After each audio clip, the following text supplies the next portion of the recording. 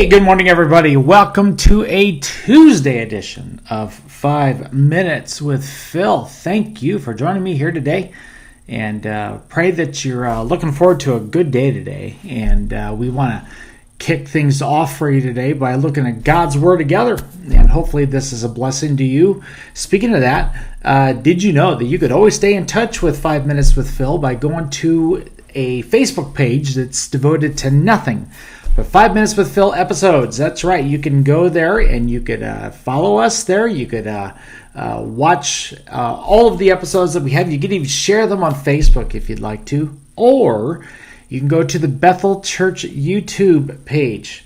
And there you can hit the little thumbs up thing. You could subscribe. You could ring the little bell. And when you ring that bell, you'll get a notification every single time one of our videos is posted, whether that be a message, one of these, maybe some music, a reel, all kinds of stuff. So check it out. Lots of videos there for you to be blessed with. If we could bless you or somebody that you care about, then that's a huge win, and hope we can do that. Now, let's jump into God's Word. We're in the New Testament today.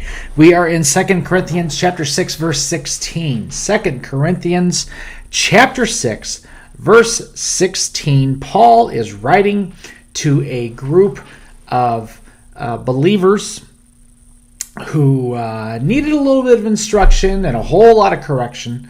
And this is what he has to say. Take a look at this. It says, "And what union can there be between God's temple and idols? For we are the temple of the living God, as God said.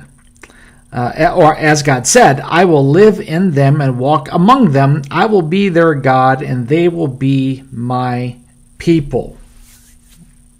Now, there's a couple thoughts I really want to highlight today from this. First of all, when Paul says there should be no union between God's temple and idols, Paul is basically saying there should be no compromise whatsoever in the life of a believer, in the life of a follower of Jesus Christ. We cannot allow the things of darkness. We can't allow the disobedience and sin to enter into our lives. And yes, there's going to be moments that we might not get it right, but the Lord is even there to forgive us and restore us and to help us grow and to be able to overcome temptation whenever we face it. I want to encourage you today, if there's any blind spots in your life, any spiritual places that you seem to be a little bit more susceptible to compromise, you know what? Today, commit those to the Lord and just say, Lord, help me to win this battle here today. You know, Paul goes on and he reminds us, he said, as God says, I will live in them and I will walk among them. And then he says, I will be their God and they will be my people. You know why I love that? I love that because God reminds us that we are his. And that's why we shouldn't compromise, because we are totally his.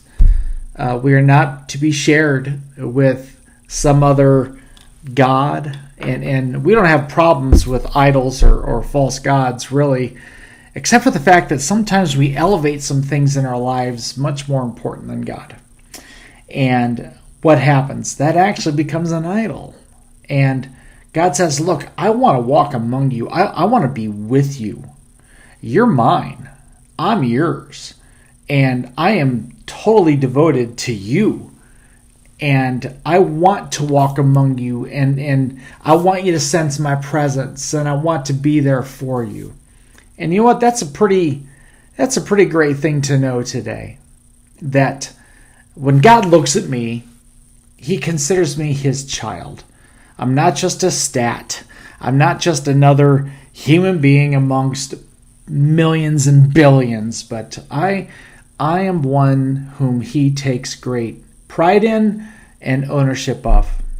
And so today, I want you to remind yourself how God sees you. He looks at you and he says, you know what? That person is mine. That's my son. That's my daughter. And because of that, we should live our lives wholeheartedly to him.